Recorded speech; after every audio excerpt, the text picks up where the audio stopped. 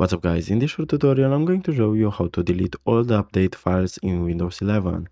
So firstly, what you want to do is to open settings. So to do that you're going to click on Windows icon, then you're going to go to settings from here, or you're going to search it on the search bar. After you open settings, what you want to do here is to go to storage. You can either go to home and then you're going to go to storage from here, or you can go and search it into the search bar. So let's do that.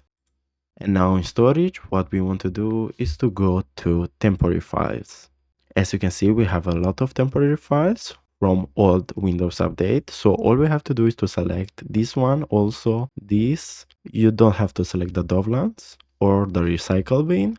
And all you have to do after you selected all this junk is to click on remove files. Then you're going to click on continue. And as simple as this, you can delete old update Windows file from your PC. And as simple as this, we just removed the old temporary files from Windows Update. So guys, thanks for watching and don't forget to leave a like and subscribe to the channel.